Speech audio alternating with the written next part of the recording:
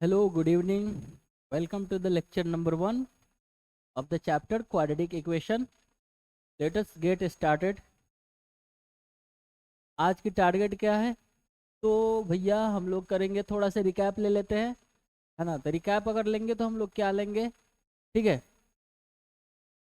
पीछे वाला हम लोग कौन सा चैप्टर पढ़ रहे थे? Linear equation in two variables, ठीक है। उससे पहले पढ़े थे पॉलिनोमियल, ठीक है। तो बहुत सारा लगभग सिमिलरिटी है, बोल सकते हैं कि पॉलिनोमियल का इधर क्वाड्रेटिक इक्वेशन में, और इधर linear equation in two variable पढ़े थे। तो उसमें क्या क्या पढ़े थे?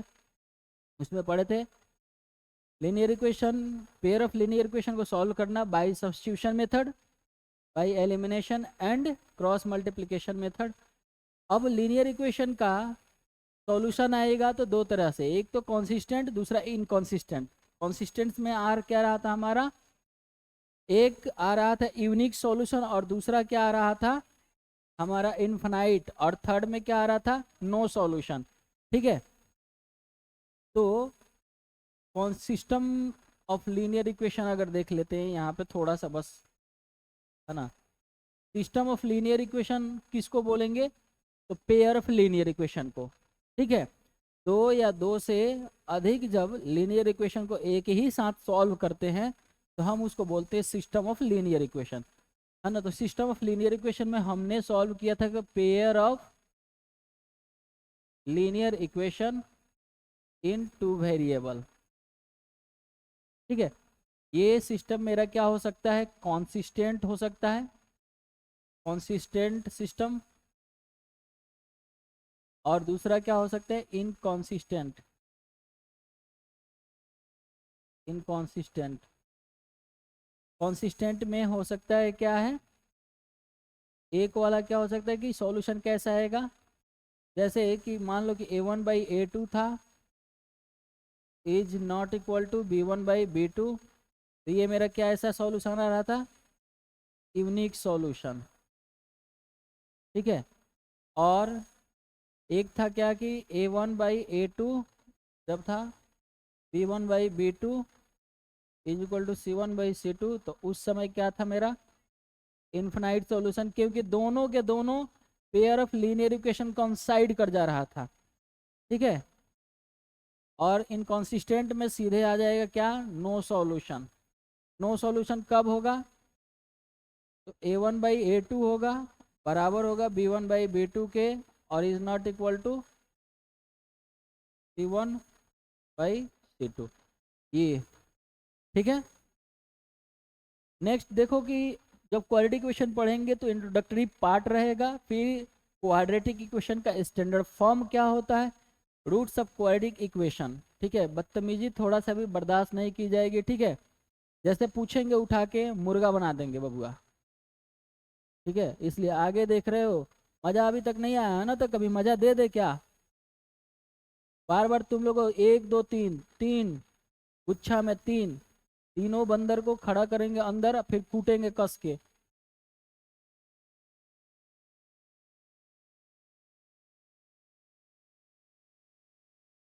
फिर इसका क्या मेथड होगा सॉल्व करने का? तो फैक्टराइजेशन मेथड से सॉल्व करेंगे क्वाड्रिक इक्वेशन को, factorisation method, completing square method, और तीसरा होता है क्या हमारा, तो एसडीएम मेथड, या फिर बोल सकते हैं क्वाड्रेटिक फार्मूला के हिसाब से हम सॉल्व करते हैं, ठीक है। एसडीएम इट मीन्स कि Sridharacharya method. Important question, recap of quadratic polynomial and summarize. तो चलो देखते हैं कि कहाँ तक आज होता है खत्म। रिकैप हमने कर लिया है। देखो पॉलिनोमियल इक्वेशन, तो सबसे पहले हमने पॉलिनोमियल इक्वेशन का फॉर्म बताया था पॉलिनोमियल में, वो फॉर्म याद है? इक्वेशन का डिफिनीशन दिया था लीनियर इक्वेशन में। इक्वेशन क्या होता है? कोई भी अलजेब्राइक एक्सप्रेशन जब इक्वल टू से रिलेटेड हो, दो अलजेब्राइक स्टेटमेंट या दो अलजेब्राइक एक्सप्रेशन जब इक्वल टू से रिलेटेड हो तो हम उसको बोलेंगे इक्वेशन, ठीक है। तो जब इस पॉलिनोमियल पॉलिनोमियल जब इज इक्वल टू 0 हो जाए तो हम क्या बोल देंगे उसको कि पॉलिनोमियल का इक्वेशन है, क्योंकि पॉलिनोमियल से ही हमारा आया था linear polynomial, quadratic polynomial, cubic polynomial, ETC ETC आ रहा था, ठीक है। तो ये हमारा है पॉलिनोमियल, ठीक है। यहाँ पर ध्यान देना, जहाँ पे सारे के सारे कोफिशिएंट क्या होते हैं, तो रियल नंबर होता है, और जो हाईएस्ट पावर होता है वो डिग्री ऑफ द पोलिनोमियल होता है n, और n मेरा होल नंबर होता है। ठीक है, तो यही यहाँ पे लिखा हुआ है, px से डिनोट किए हैं इस पोलिनोमियल को। अब तुम n का वैल्यू होल नंबर रखते जाओ, और जितना भी आएगा पोलिनोमियल, जितने डिग्री के पोलिनोमियल आएगी उसको इक्वल टू 0 करते जाओ, इक्वेशन मिलते जाएगा। अगर डिग्री 1 है तो वहाँ तुम्हें लीनियर इक्वेशन मिलेगा, और डिग्री पोलिनोमियल की अगर 2 है और इक्वल टू 0 उसको करते हो तो तुम्हें क्वाड्रेटिक इक्वेशन मिलेगा। ठीक है, तो चलो हम आगे देखते हैं।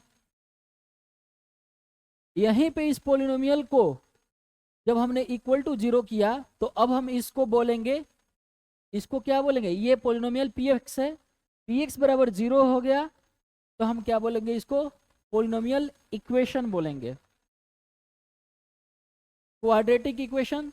तो क्वाड्रेटिक इक्वेशन क्या होता है, देख लो, कोई भी ऐसा पोलिनोमियल जिसकी डिग्री 2 हो, जिसकी डिग्री 2 हो, मतलब हाईएस्ट डिग्री 2 हो, और जब हम उसको इक्वल टू 0 करेंगे तो हमारा मिल जाएगा क्वाड्रेटिक इक्वेशन, क्योंकि quadratic polynomial is equal to 0 is known as quadratic equation. ठीक है, तो इसमें बड़ी बात कुछ नहीं है, अगर ध्यान देने वाला आदमी हो तो अच्छे तरीके से समझेगा, और जो ध्यान नहीं देगा उसके लिए अगर हलवा भी परोसा जाएगा ना तो भी समझ में नहीं आएगा। समझ रहे हो ना, तो सारा गेम ऑफ है फोकस का। यहाँ पे an equation involving variable with a term having highest degree 2 of variable is called quadratic equation. Standard form of quadratic equation, तो क्वाड्रेटिक इक्वेशन का स्टैंडर्ड फॉर्म यही होगा। अब तुमको ये स्टैंडर्ड फॉर्म और नॉर्मली क्वाड्रेटिक इक्वेशन में क्या अंतर होगा, बस इतना पर ध्यान रखना कि कोई भी quadratic polynomial is equal to 0 तो वो तुम्हारा क्या हो जाएगा, क्वाड्रेटिक इक्वेशन। फिर से यहाँ पे हम कुछ बारीक सी बात बताना चाहते हैं, क्वाड्रेटिक पोलिनोमियल छोड़ो, हम बोल रहे हैं कि अगर कोई पोलिनोमियल है जिसकी हाईएस्ट डिग्री 2 मिल रही है और वो अगर इक्वल टू 0 है तो वो भी तुम्हारा क्या है, क्वाड्रेटिक इक्वेशन है। जैसे कहने का मतलब क्या, कि ये तुम्हारा हो गया 2x² और इज इक्वल टू 0, ये भी क्वाड्रेटिक इक्वेशन है। हम अगर बोल दे रहे हैं क्या, x² - 1 इज इक्वल टू 0, ये भी क्वाड्रेटिक इक्वेशन है। लेकिन स्टैंडर्ड फॉर्म में कौन सा होगा क्वाड्रेटिक इक्वेशन, तो x² + 4x + 4, ये तुम्हारा क्या है, स्टैंडर्ड फॉर्म में है। ठीक है, ये स्टैंडर्ड फॉर्म में है। अगर ये स्टैंडर्ड फॉर्म में नहीं है तो हम उसको स्टैंडर्ड फॉर्म में बना सकते हैं। तो देखना यहाँ पे x² + 0 × x - 1 = 0। ठीक है, अब ये आ गया क्या तुम्हारा, तो a के जगह यहाँ पे 1 है, ax² + bx + c = 0। अभी बिल्कुल ताज़ा ताज़ा हम लोगों ने पोलिनोमियल कुछ दिन पहले ख़त्म किया था, तो सारा चीज़ लगभग याद ही होगा, और जो रिवीजन कर रहा होगा उसको कंप्लीट याद होगा। ठीक है, और ये तो इतना बार आया था कि ऐसे ही याद होगा। तो standard form of quadratic equation क्या होगा, तो ax² + bx + c = 0। अब बताओ, पहले ही मैंने बता दिया था कि क्वाड्रेटिक पोलिनोमियल अगर बोल रहे हैं तो उसकी डिग्री 2 होगी ही होगी, और डिग्री 2 होगी तो उसका वेरिएबल का कोफिशिएंट कभी 0 होगा ही नहीं होगा। ठीक है, तो इन जनरल फॉर्म अगर ये ax² bx + c = 0 दिया है, सिर्फ 0 दिया है, तो ये हम क्या बोल सकते हैं, यहाँ पे थोड़ा सा बताना चाहते हैं कि सिर्फ ये a is not equal to 0 दिया है, ये a = 0, ये सब कुछ नहीं दिया है, लेकिन बोल रहा है कि बताइए ये क्वाड्रेटिक इक्वेशन है कि नहीं है। तो हम थोड़ा सा संशय पैदा करेंगे, डाउट रखेंगे, मेरे दिमाग में डाउट होगा कि भाई ये होगा कि नहीं होगा, तो हम बोलेंगे कि ये क्वाड्रेटिक इक्वेशन तभी होगा जब a मेरा 0 नहीं होगा, क्योंकि यहाँ a b c सब के सब रियल नंबर होगा, तो 0 भी तो रियल नंबर ही होता है। तो a का वैल्यू बाय द वे अगर 0 हो गया तो फिर ये लीनियर बन जाएगा इक्वेशन, लीनियर इक्वेशन। तो a मेरा 0 नहीं होना चाहिए, तब ये क्वाड्रेटिक इक्वेशन आएगा। तो यही बोला है कि स्टैंडर्ड फॉर्म क्या होता है क्वाड्रेटिक इक्वेशन का, A X square plus B X plus C is equal to zero, जहां A is not equal to zero. ये मेरा होगा स्टैंडर्ड फॉर्म। वेरिएबल है यहाँ पे एक्स, एक किसका कॉफिशिएंट है एक्स स्क्वायर का, बी किसका है एक्स का, और सी किसका है एक्स के पावर जीरो का। मतलब सिंपल सी बात है, ये कांस्टेंट टर्म है, ये वेरिएबल वाला टर्म है, ये एक्स स्क्वायर है। एक्स का कॉफिशिएंट यहाँ बी है और बी का वेरिएबल कॉफिशिएंट एक्स है। ध्यान से सुनो, अगर हम यहाँ पे कोई टर्म लिख रहे हैं 2x², तो एक्स स्क्वायर का न्यूमेरिकल कॉफिशिएंट 2 है और 2 का वेरिएबल कॉफिशिएंट एक्स स्क्वायर है। अब यहाँ पे एक और बात ध्यान रखना कि अगर नॉर्मली हम बोल रहे हैं कॉफिशिएंट, तो समझना कि न्यूमेरिकल कॉफिशिएंट की बात कर रहे हैं, ठीक है। तो ये सब चीजें बोल रहा है कि in standard form of a quadratic equation we arrange the term in the descending power of the variable. Variable पे जो पावर है वो घटते हुए जाएगा। इस पे ज्यादा पावर है, मैक्सिमम क्या पावर है 2, इस पे क्या है 1 और यहाँ पे क्या है 0, ठीक है। तो घटते जाएगा, डिसेंडिंग फॉर्म में है, यही बोल रहा है। तो यहाँ से हमें एक बात, सिर्फ एक बात याद रखना है, सिर्फ एक बात, कि क्वाड्रेटिक इक्वेशन होता है A X square plus B X plus C बराबर 0, जहाँ पे ए मेरा 0 नहीं होना चाहिए, बस इतना, ठीक है। A X square plus B X plus C बराबर 0, जहाँ ए मेरा 0 नहीं होना चाहिए। और पहले से हम जानते हैं कि ए बी सी मेरा बिलोंग करना चाहिए रियल नंबर से 10th क्लास तक में, ठीक है। ये सब रियल नंबर से बिलोंग करना चाहिए, तो हमें यही बस ध्यान में रखना है। ओके, आगे बढ़े। एग्जाम्पल दिया है कि चेक वेदर ये क्वाड्रेटिक इक्वेशन है कि नहीं है, चेक करना है, ठीक है। तो अगर हम फर्स्ट को चेक कर रहे हैं ए नंबर को, तो पहले गुना करने आना चाहिए, तो गुना कर लो, तो ये हो जाएगा 2x² plus 3x is equal to x² plus 1। X square को इधर लेके जाओ तो x² प्लस 3x और 1 को इधर लेके आओ तो बराबर 0। ये है कि नहीं है क्वाड्रेटिक इक्वेशन? है। कैसे? तो यहाँ पे a का वैल्यू कितना है बाबू 1 है, b का वैल्यू कितना है 3 है और c का वैल्यू -1 है। तो ये मेरा क्या है क्वाड्रेटिक इक्वेशन है। सिमिलरली बी को तुम लोग चेक करना, ठीक है, बी को ये चेक करना है। चलो आगे बढ़ते हैं। Roots of a quadratic equation, roots का दूसरा नाम सॉल्यूशन भी है, ठीक है, क्योंकि हम लोग पॉलिनोमियल में 0 0 0 0 बोल रहे थे कि 0 of the polynomial, 0 of the polynomial, ठीक है। तो ये roots of a quadratic equation क्या होता है? रूट्स का मतलब अभी मैंने क्या बोला सॉल्यूशन, ठीक है, सॉल्यूशन है ना। सॉल्यूशन का मतलब कि इक्वेशन में वेरिएबल का वैल्यू क्या रखें कि LHS बराबर RHS हो जाए। सिंपल सी बात है, चाहे दुनिया की कोई भी इक्वेशन हो, ठीक है, उसका सॉल्यूशन या रूट का मतलब यही होता है कि उस इक्वेशन में वेरिएबल के जगह क्या रखें कि LHS बराबर RHS हो जाए, बस। यही बोला है यहाँ पे कि all the value of variable which satisfy means after putting the value of the variable, if the equation becomes LHS is equal to RHS, then that value is known as the solution, or it means satisfied all the value of a variable which satisfy the given quadratic equation। तुम्हारे पास एक display पे रहेगा क्या quadratic equation, ठीक है, तुम्हारे सामने आ चुका है क्वाड्रेटिक इक्वेशन सपोज, ठीक है। अपन यहाँ पे लिख दे रहे हैं x² - 7x + 12, ये पहले से जाना पहचाना है, ये इज इक्वल टू 0। अब ये हुआ क्वाड्रेटिक इक्वेशन। अगर हम इज इक्वल टू 0 नहीं देंगे तो ये हो जाएगा क्वाड्रेटिक पॉलिनोमियल या फिर क्वाड्रेटिक एक्सप्रेशन, ठीक है। अब इज इक्वल टू 0 हो गया तो ये हम बोलेंगे क्वाड्रेटिक इक्वेशन।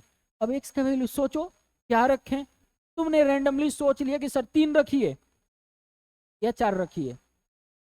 पहले से जानते हैं कि हम लोग क्वाड्रेटिक पॉलिनोमियल का कितना 0 आएगा ज्यादा से ज्यादा 2, तो रूट्स भी कितना ज्यादा से ज्यादा आएगा 2। यहाँ x का वैल्यू 2 रखेंगे, 2 ठो रखेंगे। अब क्या रखें जिसपे ये LHS बराबर RHS हो जाए? तो हम मान के चल रहे हैं पुट, हम अंझटाए मार रहे हैं, समझ रहे हो, तीर। थोड़ा सा इसको सॉल्व करने का विधि, मतलब तरीका एक अलग प्रोसीजर वाइज जानेंगे हम लोग, ठीक है। तो मान लेते हैं क्या कि x बराबर 3 रखते हैं, ठीक है, और 3 का रखेंगे तो 3 स्क्वायर माइनस 7 × 3। कोई ज़रूरी नहीं है कि कोई इक्वेशन दे दिया गया हो तो तुम पुट करके उसका आंसर निकाल ही दो, अपने मन से ट्रायल करते करते थक जाओगे, कुछ कोई ऐसा इक्वेशन होगा जिसका नहीं निकलेगा। लेकिन हम यहाँ ये बताना चाहते हैं कि what is the meaning of solution और roots of the quadratic equation +12। तो हमने लिया किसको है, LHS को लिया है। देखो ये हो जाएगा 9, ये हो जाएगा 21, ये हो जाएगा 12। आ जाओ आगे, अब ये हो जाएगा कितना, तो 9 12 21 माइनस 21, ये आ गया 0। बोलो क्या RHS के बराबर आ गया, RHS में क्या है 0 है, आ गया। तो यहाँ पे हम क्या बोलेंगे, यहाँ पे लिखेंगे एट x बराबर 3 LHS बराबर RHS। अब इसी का मतलब होता है ना कि इस वेरिएबल का वैल्यू 3 इस इक्वेशन को सेटिस्फाई किया, मतलब कि 3 इज अ रूट हो गया, root of quadratic equation x² minus 7x + 12 बराबर 0। अब बस इतना बार पता चल गया। अब अगला तुम पॉइंट खुद से सोचना, क्योंकि एक और इसका रूट निकलने वाला है। रूट्स तो क्वाड्रेटिक इक्वेशन का 2 ही आएगा ज्यादा से ज्यादा, और ज्यादा से ज्यादा क्यों बोल रहे हैं, इसलिए बोल रहे हैं क्योंकि कम से कम क्या आएगा कि एक भी नहीं आए, 0 आए, ठीक है। लेकिन अगर एक आएगा इसका मतलब कि 2 रूट आएगा, लेकिन दोनों रूट इक्वल होगा। आगे पढ़ेंगे हम लोग। चलो तो अब समझ गया तुम लोग कि यहाँ पे सॉल्यूशन या रूट्स का मतलब क्या होगा क्वाड्रेटिक इक्वेशन के लिए, ठीक है। तो यहाँ पर देख लो, एक any quadratic equation can have at most 2 root, ये बात याद रखने लायक है। दूसरा कि सेटिस्फाई करने का मतलब LHS बराबर RHS हो जाना, हमने इस एग्जाम्पल से समझा दिया है। तो जब भी रिवीजन करना ना, तो एक बार पढ़ने के बाद इसका ख्याल जरूर रखना कि सर सेटिस्फाइड का मतलब क्या हुआ। तो क्या हम x का वैल्यू रखें उस इक्वेशन में कि LHS बराबर RHS हो जाए। तो हमने यहाँ x का वैल्यू 3 रखा LHS में और इसको सॉल्व किया, पता चला अरे भाई RHS में आ गया, RHS का बराबर आ गया। तो यहाँ पे यही मेरा x बराबर 3 सॉल्यूशन हो जाएगा, एक तो सॉल्यूशन हो जाएगा। अब हमें ये भी पता होना चाहिए कि सर कितना इसका सॉल्यूशन आएगा। हमको क्या पता कि कितना रखेंगे, तो हमने सिखाया था कि जितना डिग्री होगा ज्यादा से ज्यादा उतना ही रूट्स आएगा, ठीक है। आगे बढ़े। एग्जाम्पल 2 है, in the following equation determine whether the given value is a solution of the equation और नॉट।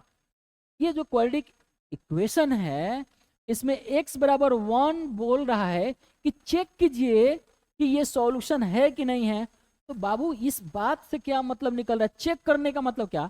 तो x का वैल्यू हम 1 इस इक्वेशन में रखेंगे LHS में। अगर ये रखने के बाद LHS बराबर RHS आ गया तो ये सॉल्यूशन होगा, नहीं तो नहीं होगा। चलो हम लोग देखते हैं, है ना। LHS में हम रखते हैं क्या, तो एक -2 × 1, x के जगह हमने रखा 1। अब अपन बराबर इक्वल टू 0 मत करो, LHS को सॉल्व करो, और LHS को सॉल्व करने के बाद देखो कि RHS के बराबर आ रहा है कि नहीं आ रहा है। तो ये हो जाएगा 3, ये -2 -1, 3 -3। बोलो क्या आ रहा है, 0। RHS के बराबर आ गया, तो RHS के बराबर आ गया तो हम क्या बोलेंगे यहाँ पे, LHS बराबर हो गया हमारा RHS के, इसलिए x बराबर 1 इज अ रूट या फिर सॉल्यूशन ऑफ किसका, 3x² माइनस 2x माइनस 1 बराबर 0 का। ओके, अब हम बोल रहे हैं क्या, अगर तुम चेक करो यहाँ पे x बराबर 3 पे चेक करो, तो हम चेक करेंगे अगर, तो क्या करेंगे, क्या करेंगे, बोलो बोलो, हड़ाना नहीं है, ना ही ये हेजिटेशन रहना चाहिए अंदर से, ठीक है। x बराबर 3 यहाँ पे रखेंगे, सिंपल सी बात है, ठीक है। तो ये हो जाएगा कितना, ऐसा ही थोड़ा सा हम चेक कर ले रहे हैं ना, 3 27 और ये 6, तो कितना हो जाएगा 21, 21 में से 1 गया 20, 20 आ रहा है, 0 के बराबर नहीं आ रहा, तो ये मेरा सॉल्यूशन नहीं होगा। बस ये एग्जाम्पल दिया है, इसको तुम लोग एज ए होमवर्क करना, ठीक है। अब एक ठो बता दे रहे हैं, ठीक है, बाकी ये होमवर्क करना, अभी लिखना नहीं है, ठीक है। तो भैया मिटाते मिटाना है तो ऐसे मिटाइए, इसे मिटाने में क्या रखा है। डिटरमाइन द वैल्यू ऑफ के for which given value is a solution of the equation. के का वैल्यू निकालना है। सुनो, क्वाड्रेटिक इक्वेशन दिया है, रुक जाओ, क्वाड्रेटिक इक्वेशन दिया है और उसके साथ बोल रहा है कि ये जो वैल्यू है ना, ये इस क्वाड्रेटिक इक्वेशन का सॉल्यूशन है, मतलब रूट है। तो रूट है तो इसको सेटिस्फाई करेगा, इसका मतलब इसको यहाँ रखेंगे तो LHS बराबर RHS हो जाएगा। तो बोल रहे के का वैल्यू निकालिए, तो चलो हम लोग करते हैं, है ना। ऐसे लिखेंगे कि if x is equal to 1 given given given given value already दिया, गिवन दिया है, गिवन क्या दिया है, given x is equal to 1 is a solution of क्या, तो के x square plus 2x minus 3 बराबर 0। दैट मीन्स क्या, कि के into 1 square minus plus 2 into 1 minus 3 बराबर 0 होगा, LHS बराबर RHS होगा। तो ये हो जाएगा के प्लस 2 माइनस 3 बराबर 0, के माइनस 1 बराबर 0, के बराबर आ गया, तो के का वैल्यू आ गया हमारा क्या, 1। सिमिलरली ये दूसरे वाले को भी सॉल्व करेंगे हम लोग। ओके, समझ में आ रहा है, नहीं आया? चलो फिर से एक बार बता देते हैं। देखो यहाँ पे थोड़ा सा ध्यान देना, अब भी इतना सारा कथा कहानी बोले, इसलिए बोले यहाँ क्वेश्चन क्या बोल रहा है ना, कि हमें इसमें से के का वैल्यू निकालना है। ओके, के का वैल्यू निकाला, क्योंकि एक्स स्क्वायर का जो कॉफिशिएंट है ना, यहाँ पे कोई नॉन वैल्यू नहीं दिया है, कोई नंबर नहीं दिया है, के के जगह कोई नंबर दिया है क्या, नहीं दिया है। हमें के का वैल्यू निकालना है। कब निकालना है, जब बोल रहा है कि x बराबर 1 इसका सॉल्यूशन है, तो सॉल्यूशन है इसका मतलब क्या है, ये एक रूट है इसका। तो हम रूट क्या करता है, सॉल्यूशन क्या करता है, इक्वेशन में अगर हम उस वहां पे वेरिएबल के जगह 1 रखेंगे तो LHS बराबर RHS आएगा, ठीक है। तो हम यहाँ पे x बराबर 1 रखें, x के जगह यहाँ पे 1 रखें, तो 1 रखें तो 1 स्क्वायर प्लस 2 इंटू 1 माइनस 3 बराबर 0 आएगा डेफिनेटली। 0 आने का मतलब सेटिस्फाई करेगा उसको, ठीक है। तो यहाँ पे k हो गया प्लस 2 माइनस 3 बराबर 0। अब देखो यहाँ पे k माइनस 1 मतलब k बराबर 1, क्या आ जाएगा, ठीक है।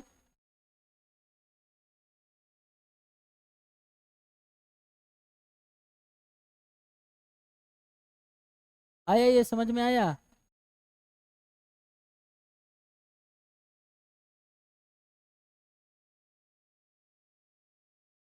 अब बोल क्या रहा है कि method of solving a quadratic equation, बोल के रहा है वो कौन कौन सी विधि है, कौन कौन सा तरीका है, प्रोसीजर क्या है, कौन कौन सा प्रोसीजर है जिसके हेल्प से हम क्वाड्रेटिक इक्वेशन का सॉल्यूशन निकाल सकते हैं। तो पहला हमारे पास हथियार है क्वाड्रेटिक इक्वेशन के रूट्स को निकालने के लिए, फैक्टराइजेशन मेथड, ठीक है, फैक्टराइजेशन मेथड। सेकेंड है completing the square method, and third है क्वाड्रेटिक फार्मूला, ठीक है, जो कि पहले से थोड़ा सा तुम लोग रूबरू हो इससे, और या इसी को हम लोग बोलते हैं कि श्रीधाराचार्य मेथड, ठीक है, श्रीधाराचार्य मेथड।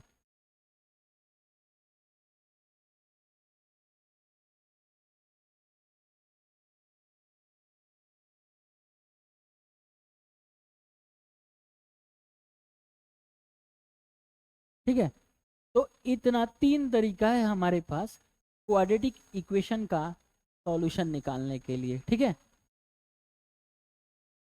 अब क्या बोल रहा है यहाँ पे भाई साहब, ये बोल क्या रहा है ना, सिंपल सी बात है, मैथ्स जब भी हम बनाते तो शुरू में भी बोले थे, ज्योमेट्री भी हम पढ़ाएंगे तो भी बोलेंगे ट्रिगोनोमेट्री पढ़ाएंगे, कोऑर्डिनेट ज्योमेट्री पढ़ोगे, सब जगह मैथ्स पढ़ने से एक ही चीज होता है, दिमाग की कसरत होती है।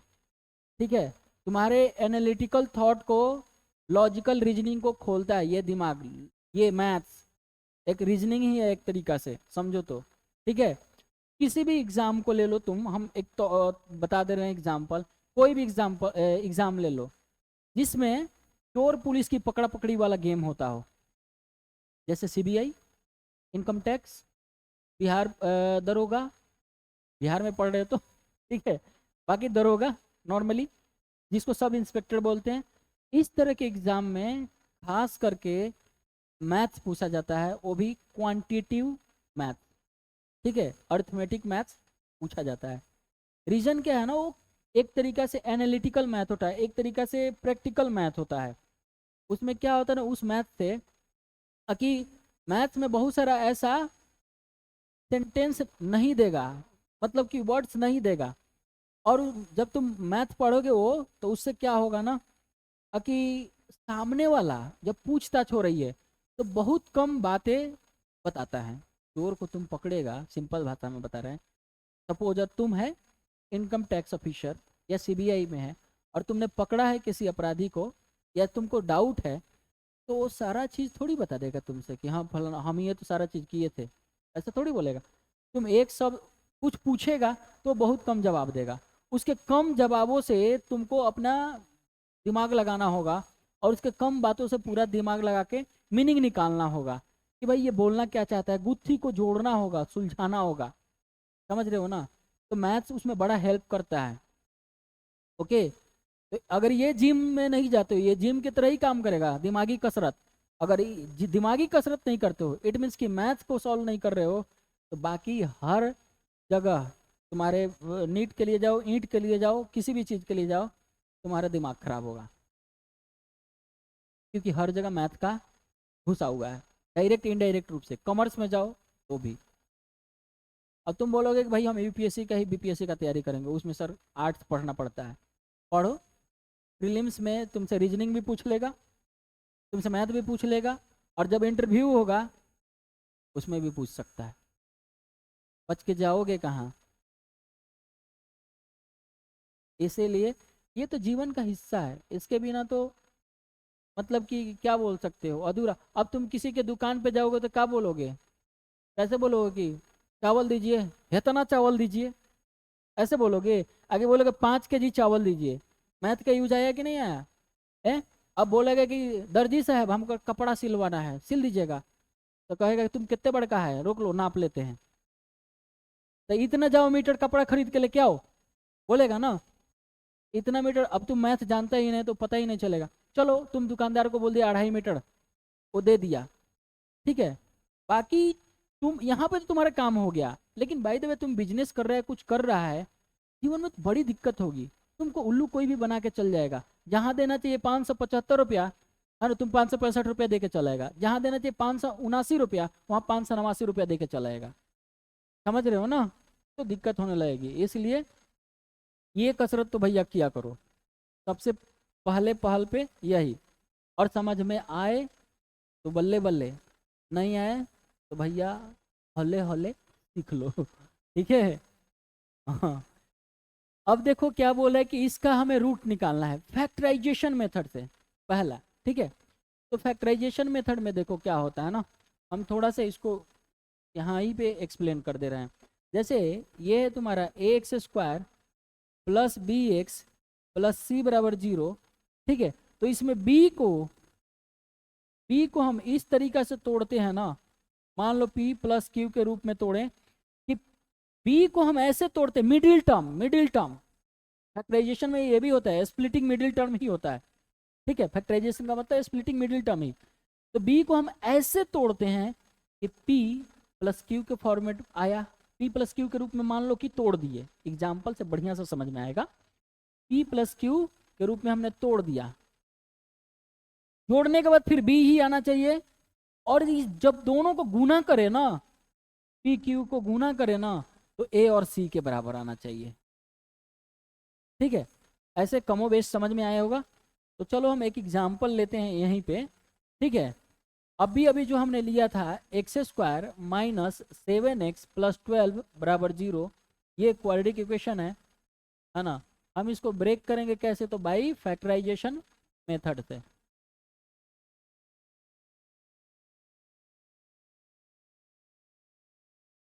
ठीक है, अब देखो 7 को ऐसे तोड़ो कि जोड़ने के बाद 7 आ जाए, तो हम तोड़ेंगे 3 + 4 के रूप में। लेकिन 6 + 1 के रूप में भी तो तोड़ सकते हैं, 5 + 2 के भी तो रूप में तोड़ सकते हैं। लेकिन ख्याल इसका भी रखना है कि गुना करने के बाद ये लास्ट वाला और ये फर्स्ट वाला का कॉफिशिएंट के प्रोडक्ट के रूप में आए। ठीक है, तो हमें देखना पड़ेगा कि 3 × 4, क्या मेरा 12 गुना यहाँ पे कुछ नहीं है तो 1 है, बराबर आ रहा है, बिल्कुल आ रहा है। अब हो गया काम हमारा। अब हम क्या करेंगे, तो एक्स स्क्वायर माइनस माइनस को ऐसे ही रहने दो, यहाँ पे लिख दो 3 + 4 × x + 12 बराबर 0। अब तुम इसको एक कदम और आगे लेके जाना है, -3x -4x। देखो -3x -4x + 12 बराबर 0। देखो ये माइनस है, यहाँ x है, कोई फर्क नहीं पड़ता। यहाँ -1 × x करोगे तो यहाँ पे भी कर सकते हो, a × b या b × a, एक ही होता है। ठीक है, जैसे हम एक थोड़ा सा बता दे रहे, a b c ये गुना में है, तो तुम a × b × c लिखे हो ना, तो इसको a और c को एक जगह भी लिख सकते हो और b को अलग भी लिख सकते हो। ठीक है, कोई दिक्कत नहीं है इसमें। आ जाओ, देखो अब हम बाबू क्या कर रहे हैं, x × x -3, यहाँ से कॉमन लेने तो आता ही होगा तुम लोगों को। यहाँ से अगर हम x को निकालें तो एक वो x बच जाएगा, -3। और यहाँ से हम -4 निकालेंगे तो x -3 आ जाएगा, है ना। x × x -3 -4 × x -3। अब यहाँ से क्या कॉमन ले, x -3, करेक्ट। और यहाँ पे x -4 अपने आप बच गया, बराबर 0। ठीक है, अब हम पहले ही बता चुके हैं कि a b बराबर 0 होता है, तो आइदर a बराबर 0 और b बराबर 0, पोलिनोमियल में ही ये बता चुके हैं। तो यहाँ पे x बराबर 3 होगा या फिर 4 होगा, डायरेक्ट कर सकते हैं यहाँ पे। अगर नहीं करने आ रहा तो एक बार ऐसे तुम लिख सकते हो कि x -3 बराबर 0 या फिर x -4 बराबर 0। यहाँ पे x बराबर 3 हो जाएगा या फिर 4 हो जाएगा। इन दोनों x के दोनों वैल्यू पे हमारा पॉलिनोमियल, हमारा क्वाड्रेटिक इक्वेशन क्या होगा, सेटिस्फाइड होगा। तो ये है हमारा तरीका फैक्टराइजेशन मेथड का। ठीक है, अब चलो क्वेश्चन के through, math is all about the solving question. तो सबसे पहले क्या करना है, मैथ को समझने की, खुद से बनाने की कोशिश करना है, इसके बाद अपने आप सब होते जाएगा। ये देखो, हमें बस यही सोचना है कि बीच वाले 7 को कैसे तोड़े ममोड़े कि ये फर्स्ट और लास्ट के बराबर हो जाए। साइलेंट करो। और अच्छा ठीक है, चलो देखते हैं। देखो तो हम इसका सॉल्यूशन, इसका थोड़ा सा देखना है, यहाँ पे ध्यान देना। ओके, थोड़ा सा ट्राई करोगे तुम लोग, 2 मिनट का टाइम दे रहे हैं, ट्राई करो।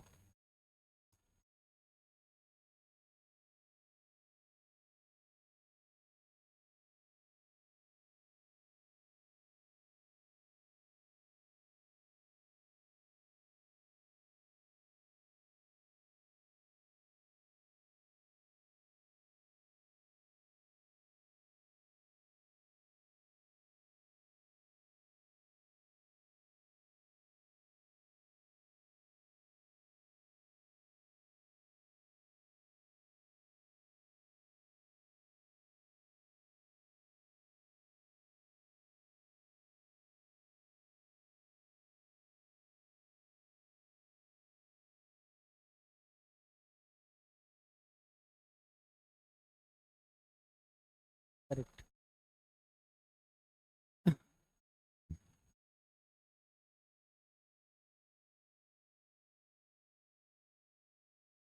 चलो तो हम लोग देख लेते हैं। ठीक है, हुआ तुम लोगों से, चलो गुड। यहाँ पे क्या करेंगे, एक बार लिख ले रहे हैं, √2 x square plus 7x plus 5√2, ठीक है, बराबर 0 दिया है। तो 7 को हमें ब्रेक करना है, ठीक है, 7 को ब्रेक करना है। कहाँ से साउंड आ रहा है जी? ठीक है, तो 7 को हम ब्रेक करेंगे। तो अभी तो समझ में नहीं आ रहा है कि हम कैसे ब्रेक करें इसको, ठीक है, लेकिन एक बार हम काम करते हैं क्या, कि इसको और इसको गुना करके देखते हैं, ठीक है। तो हम गुना करते हैं, देखते हैं a × b बराबर 5√2 × √2, इट मीन्स 5 × 2 मतलब 10 होगा। अब 10 को और 7 को, तो a × b कैसे तोड़े कि 10 आए, तो 5 × 2, इसका मतलब यहाँ पे हमारा a जो होना चाहिए 5 होना चाहिए और b जो होना चाहिए 2 होना चाहिए। तब हम यहाँ पे 5 और प्लस 2 में ब्रेक करेंगे तो 7 ही आएगा, और गुना करेंगे तो 10 आ जाएगा, ठीक है, बात समझ में आई। तो अब हो गया अपना काम, √2x² plus 5x plus 2x plus 5√2 बराबर 0। अब यहाँ से क्या कॉमन ले, तो x कॉमन लेंगे तो √2x प्लस 5 आ जाएगा, और यहाँ से हम अगर कॉमन लें √2 कॉमन लेना पड़ेगा। ध्यान से देखना, 2 को हम √2 का स्क्वायर भी लिख सकते हैं, ठीक है, 2 को हम √2 का स्क्वायर भी लिख सकते हैं, एंड 5√2 एक स्टेप और आगे बढ़ जाते हैं। x × √2 × x plus 5। अब देखो √2 और यहाँ पे भी √2 है, एक √2 ले ले कॉमन, एक √2 कॉमन लिए तो यहाँ बच गया √2x प्लस बराबर 0। अब यहाँ दोनों टर्म में √2x प्लस 5 मेरा सेम है, तो यहाँ कॉमन आ जाएगा √2x प्लस 5, बच गए यहाँ पे x प्लस √2, x प्लस √2 बराबर 0। तब यहाँ से हम निकाल सकते हैं x बराबर माइनस,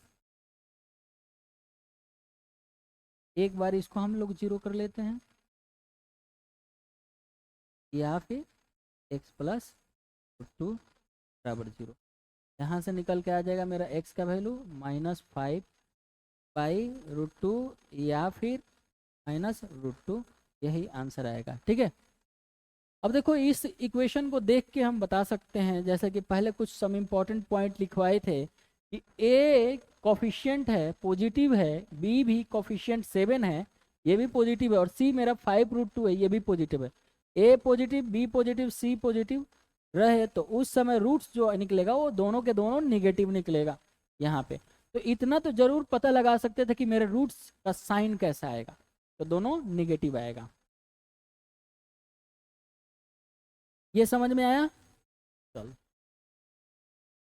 इंपॉर्टेंट क्वेश्चन आ रहा है, ठीक है, इंपॉर्टेंट बोल के आ रहा है कि which of the following are quadratic equation given reason, ये कौन से इसमें से क्वाड्रेटिक इक्वेशन होगा, ठीक है, कौन सा क्वाड्रेटिक इक्वेशन है, पहला होगा कैसे, स्टैंडर्ड फॉर्म में है ax², अगर ऐसे कर लो तो ऐसे लिख लेते हैं 5x प्लस 13 बराबर 0। a की जगह यहाँ मेरा क्या है 4 है, b की जगह मेरा है -5, c की जगह है 13, ओके ठीक है, a मेरा 0 नहीं, ओके। अब सुनो वेरिएबल पे पावर सब डिसेंडिंग ऑर्डर में है, तब यहाँ पे जो भी है पावर वो सब के सब होल नंबर है, इसलिए ये मेरा हो जाएगा क्या क्वाड्रेटिक इक्वेशन, ठीक है। अगर उसी तरीके से देखें ये थर्ड नंबर, तो थर्ड नंबर एक बार चेक कर लेते हैं, पहला नंबर चेक कर लीजिए, थर्ड नंबर बाकी तुम लोग करना।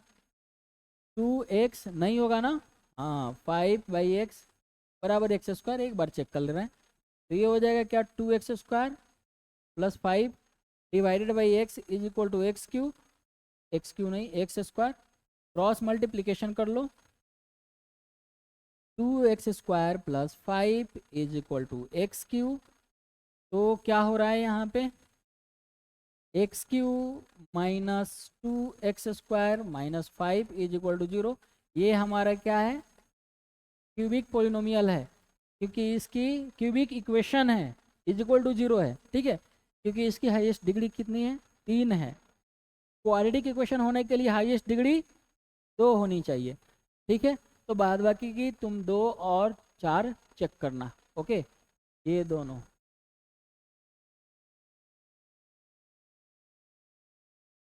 इन each of the following determine whether the given value are solution root of the equation है कि नहीं, ये भी तुम लोग खुद बनाना, ठीक है। ये आसान है, ये सब चीज़ें बता दिए हैं। अब ये बोल रहा है कि find the root of the following, find the root of the following quadratic equation by factorisation method. बोल रहा है फैक्टराइजेशन मेथड से निकालो।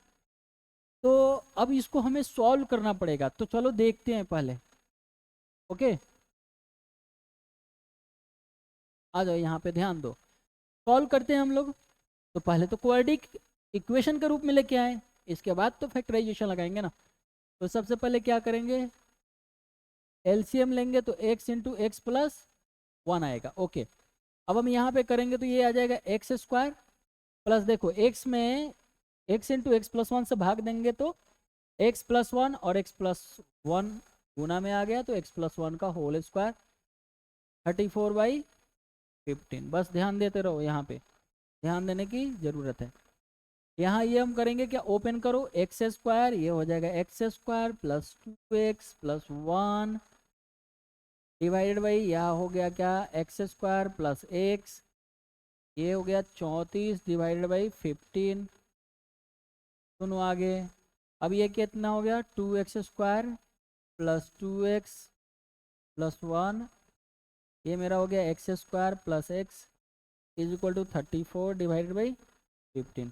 कर लो इधर क्रॉस मल्टीप्लिकेशन, ये हो जाएगा 30x square plus 30x plus 15 is equal to 34x square plus 34x, ठीक है। और इधर तुम आ जाओ, इधर है ना, इधर इधर थोड़ा सा खसक जाओ ताकि दिखाई दे, ठीक है। अब देखो हम क्या करते हैं ना कि 30x स्क्वायर को इधर लेके आते हैं, तो कितना हो जाएगा, 4x स्क्वायर, ध्यान से देखते रहना। अब फिर देखो 34x है और 30x इधर लेके आओगे 4x, और 15 को इधर लेके आओ -15 बराबर 0, ओके। अब एक काम करते हैं हम, क्या 4 को कॉमन ले लेते हैं, ये आ जाएगा X square plus X minus 15/4 is equal to 0। 4 को इधर डिवाइड कर दो, X square plus X minus 15/4 बराबर 0, ठीक है। अब हमें सोचना पड़ेगा कि भाई ये यहाँ पे 1 है, तो 15/4 गुना 1, इसको कैसे तोड़ें 1 को, ताकि प्रोडक्ट 15/4 आए।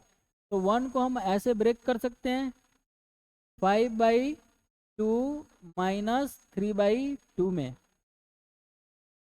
1 आएगा, और जब प्रोडक्ट करोगे 5/2 इंटू माइनस 3/2, तो ये आ जाएगा 15 माइनस के 15/4 आएगा, ठीक है। तो अब हम लोग क्या करते हैं, X square plus 5/2 X minus 3/2 X minus 15/4 is equal to 0।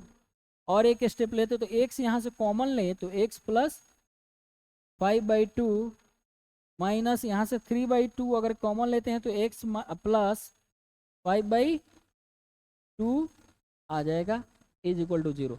अब क्या कॉमन ले ले बोलो, तो x प्लस 5/2 हम कॉमन लिए, यहाँ पे आ गया x माइनस 3/2 बराबर 0। अब एक x का वैल्यू क्या आएगा,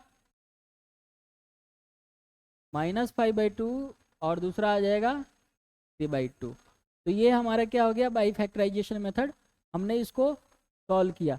यहाँ पर हमें दिमाग ये लगाना पड़ा, अगर देखो फैक्टराइजेशन करने जाओगे तो 15 चौका 60, ये ब्रेक थोड़ा सा लगेगा मुश्किल, सोचते रह जाओगे 2 में तोड़े, 3 में तोड़े, 5 6, कोई इंटीजर के फॉर्म में तोड़े तो टूट नहीं पाएगा। फिर हमको ये सोचना है, अगर चलो 4 कॉमन लेके देखते हैं, तो हमने मेरे दिमाग में क्लिक किया कि चलो 4 कॉमन लिए तो -15, तो यहाँ पे क्वाड्रेटिक इक्वेशन में एक्स स्क्वायर का कोफिशिएंट 1 बना दिए। इसके बाद देखे कि यहाँ पे 1 है और ये 15/4 है, इसका मतलब ये टूटेगा तो रेशनल नंबर के फॉर्म में ही टूटेगा। ठीक है, तो हमने तोड़ा, आगे किया। अब सेकेंड फॉर्म क्या देख सकते हो, सेकेंड तरीका क्या है इसका। ठीक है, सेकेंड तरीका क्या है तो हम लोग देखते हैं। सेकेंड मेथड, यहाँ पर ध्यान देना, सेकेंड मेथड क्या है इसका सॉल्व करने का। तो जैसे हम लोग जो स्टैंडर्ड फॉर्म में लीनियर इक्वेशन नहीं था उसको स्टैंडर्ड फॉर्म में लेके आने के लिए कभी पी क्यू मान ले रहे थे, कुछ इसी तरीका से इसमें करने जा रहे हैं। X divided by X plus one है, प्लस यहाँ पे x plus one divided by x है, और ये है 34/15। तो हम एक स्टेप और आगे बढ़ते हैं, x divided by X plus one plus one divided by X plus one ले सकते हैं क्या, बोलो। ये फिर से ऊपर जाएगा और यही हो जाएगा, ध्यान रखना। ठीक है, अब हम यहाँ पे क्या करते हैं, यहाँ पे let X divided by X plus one बराबर मान लो वाई, मान लिए। ठीक है, अब क्या करो, तो अब हमने पुट किया तो y प्लस वन, और इसके जगह क्या रखे 1/y, और ये कितना हो जाएगा बाबू 34/15। अब हमें बस कुछ नहीं करना, बटा का जोड़ है ये, y into Y square plus one divided by Y. इतना सबको आता है, आता है, बिल्कुल आता है, इसमें नहीं आएगा तो बेइज्जती हो जाएगा। आता है ना, चलो ठीक है। क्रॉस मल्टीप्लिकेशन करना है हमें, 15y square plus 15 is equal to 34y। आगे बढ़ते हैं, 15y square minus 34y plus 15 बराबर 0। आगे बढ़े, 15 225। हमें करना क्या है, इस 34 को ब्रेक करना है ऐसे, सुनो यहाँ 34 को हमें ऐसे ब्रेक करना है, मान लो कि a प्लस बी के फॉर्म में, कि गुना करने के बाद ये 15 कांस्टेंट टर्म और ये कोफिशिएंट a है ये और c इसके बराबर आ जाए। तो सुनो एक काम करो, ये तो 225 हो गया, ठीक है, और 34 को तोड़ना है तो ये थोड़ा सा तो दिमाग लगाना पड़ेगा। या तो तुम क्या कर लो, कि इसको फैक्टराइज कर लो, ठीक है, या नहीं तो डायरेक्ट ऐसे सोचो कि ये 225 जो आता है ना, 25 के पहाड़ा में आता है, 25 का 25, 25 दूना 50, या 75, 100 है ना, 125, 150 छक्का, फिर इसके बाद तुम्हारे साथ है 175 है ना, 8 में 200 आ जाता है, और 9 में 225 आता है। मतलब 25 और 9 का कुछ चल रहा है यहाँ पे, -25 और -9, 25 प्लस 9 34 होता है ना। तो उस तरीका से कर सकते हो, या नहीं किसी को आ रहा है तो फैक्टराइजेशन करो, और फिर अब वहाँ से तुमको मिलाना पड़ेगा। ठीक है, तो ये भी क्वेश्चन आएगा तो हम लोग करेंगे। चलो देखो अब यहाँ पे क्या कर सकते हैं आगे, 15y square minus 25y minus 9y plus 15 is equal to 0। यहाँ से कॉमन क्या ले भाई साहब, दोनों में 5 ही आने वाला है ना, 5 तिहाई 15, 50 25, 5y 5, यहाँ पे 3y माइनस 5, यहाँ से बाबू क्या कॉमन हो गया -3, वेरी गुड। यहाँ कितना आ जाएगा 3y minus 5 is equal to 0। अब यहाँ से कॉमन लेंगे 3y minus 5 into 5y minus 3 बराबर 0। एक मेरा आ जाएगा y का वैल्यू 5/3, और दूसरा क्या आ जाएगा, और दूसरा y का वैल्यू आ जाएगा 3/, ठीक है। y को अपन क्या माना था, x divided by X plus one, यहाँ हम रख दे रहे हैं, ठीक है। चलो ठीक, x divided by X plus one बराबर 5/3 बराबर है, क्रॉस मल्टीप्लिकेशन करो, 3x 5x, यहाँ पे देखो 3x बराबर 5x प्लस 5, अपन इधर लेके जाएं तो हो जाएगा क्या -2x बराबर 5 तो x बराबर क्या आ गया, -5/2। एक आ गया x का वैल्यू -5/2। अब यहाँ पे हम रखते हैं x divided by x plus one बराबर 3 डिवाइडेड बाई 5। इधर करेंगे तो 5x is equal to 3x plus 3, 2x is equal to how much, 2x is equal to 3 हो जाएगा। x बराबर क्या निकल के आया, 3/2, है ना।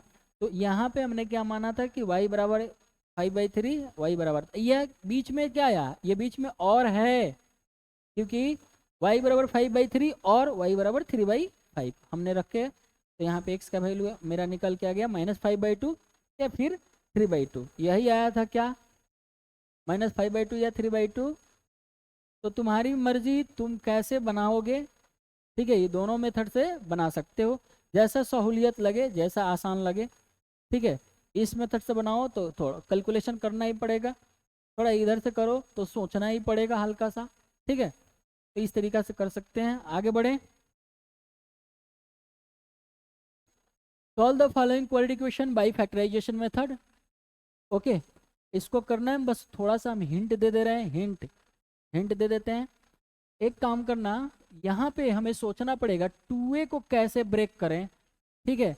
ताकि हम ऐसे इस तरीके से ब्रेक करना चाहते हैं, l प्लस m, देखो a और b दिया है और हम l इंटू m को गुना करें तो मेरा a square minus b square आना चाहिए, यही ना। तो एक काम करो कि हम 2a को यहाँ पे, ये मेथड है, 2a को हम ऐसे लिख सकते हैं क्या, a प्लस b, ऐसे भाई साहब, प्लस a माइनस b लिख सकते हैं क्या 2a को। b से minus b cancel, a 2a टूट गया, गुना करो तो a plus b into a minus b, ये हो जाएगा तुम्हारा a square minus b square, होगा, बोलो, हो गया। अब आगे तुम लोग सॉल्व करना, ठीक है। ये चीजें बराबर 0 है and find the value of x plus 1, ठीक है। इसको सॉल्व कर दें कि तुम लोग खुद करेगा, कर दें, बोलो, कर दें, ठीक, कर लेगा, वाह, ठीक है। तो होमवर्क हम दे दें होमवर्क के तौर पे, ठीक है। कुछ नहीं करना है, देखो ये और ये जो दोनों है ना सेम ही है, बस ये वाला एलसीएम के तौर पे लो, आगे मूव करो, है ना। इसका आंसर हम बता देते हैं, 0 आएगा, ठीक है। x प्लस 1 का वैल्यू 0 आएगा। ये अभी ये हम करते हैं, वर्ड प्रॉब्लम है। बोला है कि एक ट्रेन है जो 480 किलोमीटर के डिस्टेंस को कवर कर रही है, ठीक है। उसकी कोई स्पीड है, कांस्टेंट स्पीड। यूनिफॉर्म स्पीड का मतलब होता है कांस्टेंट स्पीड, एक समान गति, है ना, एकदम कांस्टेंट स्पीड से चल रही है। तो हम एक बात मान लेते हैं, यहाँ पे मान लो कि ले लेते हैं, हम इसका सॉल्यूशन लेते हैं, ठीक है, थोड़ा सा अलग। ट्रेन है हमारी यहाँ पे और ये डिस्टेंस कवर कर रही है 480 किलोमीटर, इसकी स्पीड है 1 किलोमीटर पर आवर, ठीक है। और यहाँ तक पहुँचने में इस ट्रेन को टोटल टाइम लग रहा है कितना, t मान लेते हैं। टोटल टाइम कितना लग रहा है, टोटल टाइम लग रहा है t, ओके। तो स्पीड बराबर डिस्टेंस इनटू टाइम, ये होता है। और डिस्टेंस बाई टाइम, एसटीडी याद रखो, स्पीड इनटू टाइम बराबर डिस्टेंस, ठीक है। तो यहाँ पे तुम देख सकते हो क्या कि स्पीड इनटू टाइम बराबर हो जाएगा डिस्टेंस। तो स्पीड कितना है x और टाइम कितना है तो t और डिस्टेंस कितना है तो 480, ये मान लो 1, ओके। सेकेंड सिचुएशन में देखते हैं हम लोग, ठीक है। अब आगे क्या बोला, if the speed has been 8 kilometre per hour less, speed को 8 किलोमीटर प्रति घंटे से घटा दो। गाड़ी चला रहे हैं, चुक चुक चुक चुक चुक चुक चल रही है गाड़ी। अभी मान लो कि हमारी ये स्पीड है x किलोमीटर पर आवर, अब हम घटा दिए 8 से, तो x माइनस 8 अब गाड़ी मेरी चलेगी x-8 से। अब गाड़ी की स्पीड घटा दिए तो टाइम ज़्यादा लगेगा कि कम? ज़्यादा लगेगा। तो अब सेकेंड सिचुएशन में देखते हैं हम लोग। ये है फर्स्ट सिचुएशन, ये है सेकेंड सिचुएशन। यहाँ से गाड़ी तो उतना ही दूरी चलेगी भैया, कोई उसमें दिक्कत नहीं है, 480 किलोमीटर का ही डिस्टेंस को उसको कवर करना है। लेकिन इस बार स्पीड को घटा दिया है, x-8 कर दिया है, x-8 किलोमीटर पर आवर। ठीक है, अब इसको यहाँ तक जाने में पहले जो टाइम लगता था उससे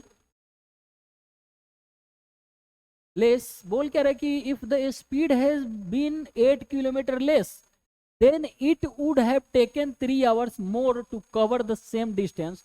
उसी डिस्टेंस को कवर करने में अब इसको लग जाएगा 3 घंटा अधिक। ठीक है, तो 3 घंटा अधिक। अब फिर से वही लगाएंगे, क्या? तो स्पीड इंटू टाइम बराबर डिस्टेंस। स्पीड है मेरा x-8 kilometre per our, time लग गया है थोड़ा सा ज़्यादा 3 घंटा, बराबर डिस्टेंस मेरा क्या होगा?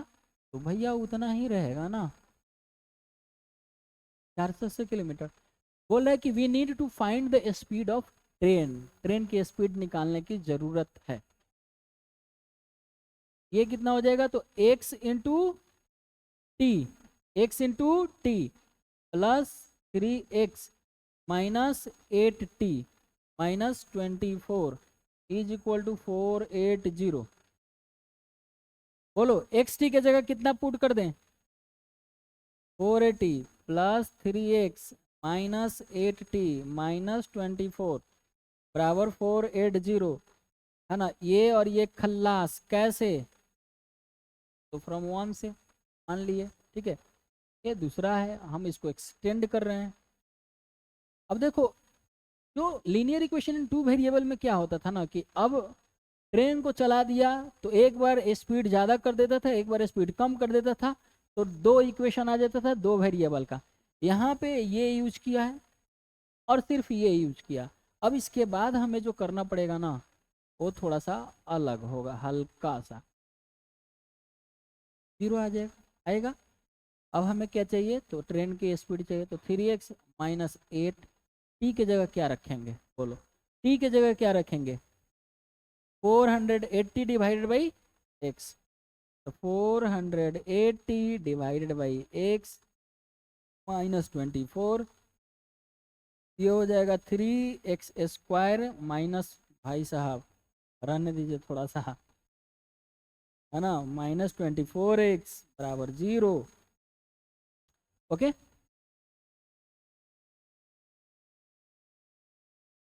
अब एक काम करते हैं क्या कि यहाँ पे इसको थोड़ा सा अरेंज कर लेते हैं। 3 यहाँ से हमको लग रहा है कॉमन लिया जा सकता है, लिया जा सकता है, 3 यहाँ से लिया जा सकता है। तोड़ती 48, 16 3 जा 48, तो 3 यहाँ से मतलब 160 यहाँ पे आने वाला है। तो एक्स स्क्वायर, चलो अरेंज करके एक बार लिख देते हैं, माइनस 24x माइनस 8 इंटू 480 बराबर 0। 3 कॉमन लेंगे यहाँ से तो क्या आ जाएगा? एक्स स्क्वायर, 3 8 24 मतलब 3 8x, और यहाँ से हमने कॉमन लिया तो 8 इंटू 160 आ जाएगा, आएगा। एक कदम और बढ़ते हैं, माइनस 8x 16 8 28, किस किस को मालूम है? 16 8 जा 128, ठीक है, 128 और एक 0 लगा दो बराबर 0। ठीक है, अब इसको सॉल्व करेंगे तो एक काम करते हैं। ठीक है, कैसे टूटेगा? 128 आ रहा है ना, तो इसमें 128 को ब्रेक करते हैं, 128 को थोड़ा सा ब्रेक करते हैं। ठीक है, 1280 को ही ब्रेक कर लेते हैं, फैक्टराइजेशन करते हैं हम। तो यहाँ अगर 2 से करें तो कितना आने वाला है भाई? 640। फिर से 2 से करें तो क्या आने वाला है? 40 और 32 मालूम है, लेकिन हम कैसे, अगर कोई नहीं सोच पाएगा उसको सिखाना चाहते हैं। ठीक है, हमको मालूम है कि 40 32 आ जाएगा तुम्हारा सीधे 1280, ठीक है। लेकिन देखो अगर कैसे, तो इसको हम फैक्टराइज करेंगे 2, ये कितना हो जाएगा 160। देखो 8 गुना 160 आ चुका है। अब यहाँ पे करोगे तो ये हो जाएगा 80, ये करोगे तो हो जाएगा 40।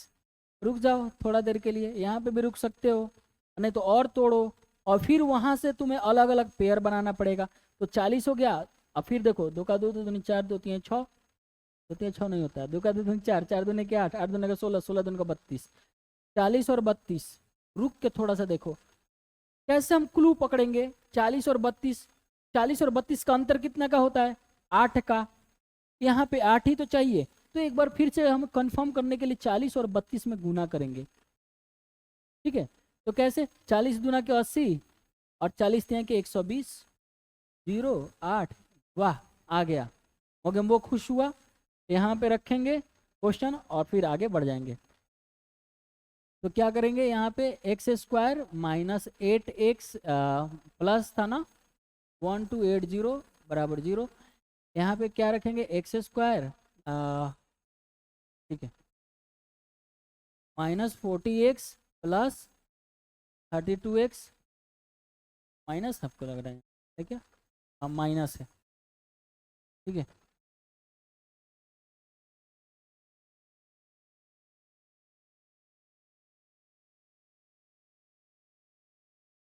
ठीक है, एंड माइनस 1280 बराबर 0। आगे बढ़ते हैं हम लोग। अब ये तो हो ही गया, x into x minus 40 plus 32 into x minus 40, कैसे आएगा।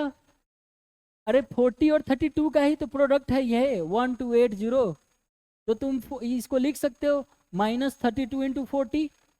तो 32 जब निकाल लेंगे तो 40 बचेगा ना माइनस माइनस का। अब x minus 40 into x plus 32, इस तरह का क्वेश्चन आता है बोर्ड में, इसलिए इसको मजाक मजाक में मत छोड़ देना, नहीं तो बाद में जब क्वेश्चन में आ जाएगा ना परीक्षा में तो तुमको तोड़ देगा, ठीक है। तो x का वैल्यू आएगा 40 और माइनस 32। अब सुनो, गाड़ी की स्पीड निगेटिव थोड़ी होगी, हैं ट्रेन में जो चल रही है वो पीछे पड़े चल दे रही है क्या है ना। यहाँ पे ट्रेन पीछे की तरफ चलेगी तो हम ले सकते हैं कि माइनस 32 किलोमीटर पर आवर, लेकिन यहाँ पे बाय डिफॉल्ट ऐसा कुछ नहीं दिया, तो बाय डिफॉल्ट हमें पॉजिटिव स्पीड लेके चलना पड़ेगा। तो हम क्या लिखेंगे, speeds of uniform speed, uniform speed of the train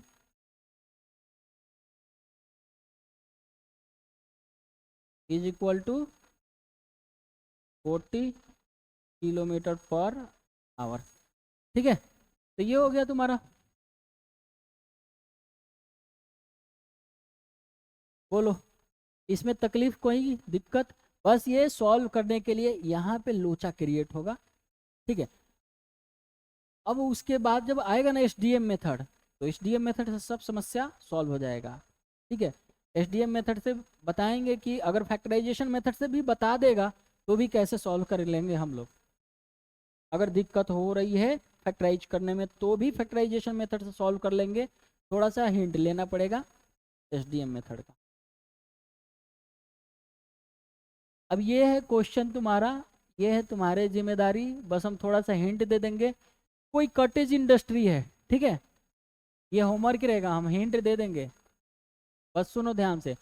कोई कॉटेज इंडस्ट्री है, produce certain number of toys in a day, एक दिन में कुछ संख्या में खिलौना बना रही है, ओके। अब क्या बोल रहा है, the cost of production of each toy in rupees. Cost of production का मतलब उसको बनाने में कितना खर्चा लग रहा है, प्रोडक्शन का मतलब खूब बढ़िया से बना उना के उसको बाहर निकाल के बेचने तक में कितना खर्चा लग रहा है सामान बनाने में टोटल, उसको खिलौना। तो एक खिलौना बनाने में कितना पैसा लग रहा है, तो उसने पता किया कि भाई हम अगर मान लेते हैं, थोड़ा एक बार नहीं पढ़ेंगे, 2 बार 3 बार पढ़ेंगे इस क्वेश्चन को। तो बोल रहे कि cost of production of each toy in rupees was found to be 55 minus the number of toys produced in a day. इतना ही सेंटेंस पढ़ने से पता चल जा रहा है कि हमको एक दिन में कितना खिलौना बन रहा है, उसको मानना पड़ेगा। तो हम मान लेंगे कि let number of toys in a day is equal to X, या फिर एन, जो मानना है मान लो, हम मान ले रहे हैं एन। तो एक दिन में जो एक खिलौना पे कॉस्ट ऑफ द प्रोडक्शन लग रहा है वो 55 माइनस एन लग जाएगा। ठीक है, अब फिर क्या बोला, ऑन अ पार्टिकुलर डे, किसी और खास दिन, the total cost of production was ₹750। Total cost of production, थोड़ा सा समझने वाली बात है, एक दिन में जितना भी खिलौना बना रहा है तो एक खिलौना पे 55 माइनस एन रुपया लग रहा है। तो ऐसा ऐसा टोटल एन ठो खिलौना बना रहा है। सुनो ध्यान से, एक खिलौना का प्रोडक्शन रेट 55 माइनस एन रुपया लग रहा है, तो एन खिलौना का कितना लगेगा, तो एन इंटू 55 माइनस एन रुपया लगेगा, और वो कितना के बराबर हो जाएगा, 750 के। तो निकालना है कि we would like to find out, हमें निकालना पड़ेगा, पसंद है निकालना क्या, आके produced on the day, number of toys produce in the day, एक दिन में कितना खिलौना बन रहा है, कितना खिलौना निकल रहा है, वो निकालना है, मतलब एन का वैल्यू निकालना है, सिंपल सी बात है। ठीक है, ओके, अगर हिंट देंगे तो क्वेश्चन में बन जाएगा, पढ़ लिए। अब इसके बावजूद भी अगर तुमको कहीं डाउट है तो पूछो, इसमें कहीं डाउट है तो पूछो। फिर से एक बार बता दे रहे हैं, तुमने खड़ा किया एक कॉटेज इंडस्ट्री जिसमें तुम खिलौना बना रहा है, ठीक है। अब मान लो कि तुम खिलौना एक दिन में एन ठो बना रहा है, ये बात जरूर ध्यान रखना, एन ठो खिलौना बना रहा है, ठीक है। अब एक खिलौना का बनाने में तुमको पैसा पता है कितना लग जा रहा है, 55 रुपया, अब माइनस कितना एक दिन में खिलौना का संख्या है, तो मान लो एन है, तो तुमको 55 माइनस एन रुपया लग जा रहा है। अगर मान लो कि तुम 50 को खिलौना बना रहा है, तो 55 माइनस 50 रुपया एक खिलौना को बनाने में लग जा रहा है, ठीक है। एन खिलौना था, एक खिलौना बनाने में 55 माइनस एन रुपया लग रहा है, तो एन ही तो खिलौना बनाने में कितना रुपया लगेगा, यूनिटरी मेथड, एक खिलौना बनाने में 55 माइनस एन रुपया, तो एन खिलौना बनाने में एन इंटू 55 माइनस एन रुपया लगेगा, ठीक है, ओके। अब हम ऐसे बोल रहे हैं कि एक पार्ले जी का दाम है 3 रुपया, तो 10 पार्ले जी का दाम 10 गुना 3 रुपया, समझ में आया। तो यही है यहाँ पे मेथड, ठीक है। बता दे कि छोड़ दें, छोड़ दें, करेक्ट। चलो तो ये बना लेना, ओके।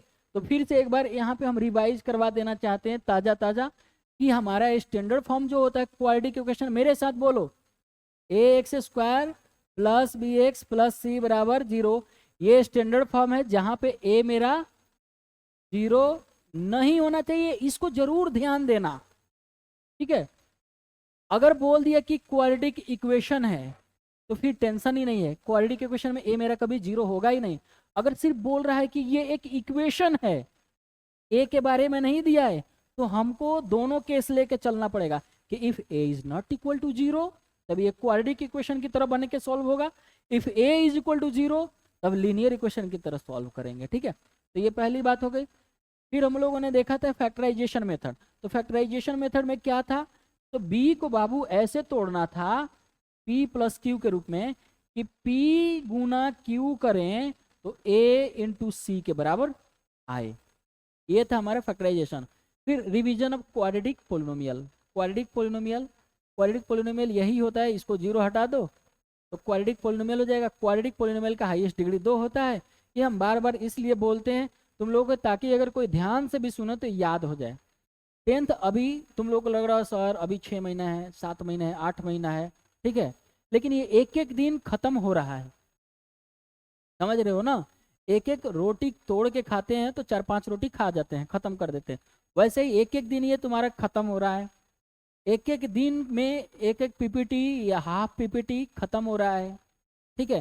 सिलेबस धीरे धीरे खत्म हो रहा है, उस सिलेबस को हमको ट्रैक करने आना चाहिए, उसको उस पर एक पकड़ बना के रखना है, उसके लिए मेहनत करना पड़ेगा, नहीं तो at the end of time में क्या होगा ना, कि कभी इधर देखेगा कभी उधर देखेगा, दाएं बाएं छटपटाते रह जाएगा, कुछ नहीं होने वाला है। उस समय हाथ पैर मारेगा, ज़्यादा से ज़्यादा आएगा 60 नंबर 70 नंबर आएगा ज़्यादा से ज़्यादा मैथ्स में, फिर दिक्कत होने लगेगी। अभी मौका है, आराम से एक एक पॉइंट को समझते जाओ। हम टू द पॉइंट सारा चीज़ को रिवाइज भी करवा दे रहे हैं, रिकैप भी दिलवाएं। तो रिकैप का मतलब ये थोड़ी हुआ कि फिर से सब बताएं, समझ रहे हो ना। एक बार उसको रिकॉल करने की क्षमता को बढ़ाओ। जो भी चीज़ पढ़ाते हैं एक बार मनी मन गुनगुनाओ। रोड पे नहीं गुनगुनाना है, रोड पे नहीं रिकॉल करना है। घर में सोने से पहले आधा घंटा मोबाइल आउटसाइड होना चाहिए, ऑफ हो जाना चाहिए 9 बजे 8 बजे तक। जो काम की चीज़ें मोबाइल का यूज किए, नहीं तो नहीं किए, ठीक है। फिर इसके बाद पीपीटी हार्ड कॉपी में रखो, या इसका जाते ही एक बार नोट्स बना लो यार, रिकॉल करने की जरूरत ही नहीं पड़ेगी। चाहो जाके पीपीटी मिल रहा है या उस पर चढ़ा दिया जाता है, निकालो और नोट्स बना लो। अगर इसके बावजूद भी बाय द वे एक दिन अगर देर हुआ तो रिकॉल करो, बगल में तुम अपना मॉड्यूल रखो, खोलो उसको और देख लो। इतना मेहनत करना पड़ेगा। इसके बाद इससे पहले एक काम करना है कि भाई खाना पीना थोड़ा जल्दी खा लेना है ना। नॉर्मल पानी पियो, ठंडा पानी मत पियो, हम तो यही रिकमेंड करेंगे, नॉर्मल या वार्म पानी पियो, है ना। और सोने से पहले फ्रेश हो जाओ, ठीक है। हम जो बात बता रहे हैं ये तुम्हारे लिए फ़ायदेमंद है। और इसके बाद शीतल पानी से, कोल्ड वाटर से पैर को थोड़ा सा, पैर का जो सोल होता है तलवा, उसको हल्का सा कूल करो। 10-15 मग पैर पे हल्का सा पानी गिराओ। और इसके बाद मुंह हाथ पोंछने के बाद मस्त बेड पे जाओ। कोई तुम्हारा कोई बुक है ना, कोई बढ़िया कहानी वाला, जैसे पंचतंत्र की कहानियाँ या कोई भी कहानी, हल्का सा जो कि तुम्हारे माइंड को पॉजिटिव एनर्जी के तरफ लेके जाए। मोबाइल नहीं, मोबाइल नहीं, है ना। या नहीं तो उस समय तुम इससे पहले तो बता ही चुके कि रिकॉल कर लेना है, नोट्स बना लेना है, ठीक है। नहीं तो वहाँ उस जगह पे तुम क्या कर लो, मस्त रिकॉल करना चालू कर दो, रिकॉल करना चालू कर दो, अपने आप धीरे धीरे नींद आ जाएगा। और डीप ब्रीथ लो, और उस समय धीरे धीरे जब नींद आएगा तो गहरा नींद आएगा। नींद 5 घंटा से 6 घंटा में कंप्लीट हो जाएगा। फिर उठो, अपना अपना फिर से दिनचर्या चालू करो, ठीक है। तो रहने देते हैं हम आज इतना ही, है भी इतना ही। Thank you, bye bye, good night.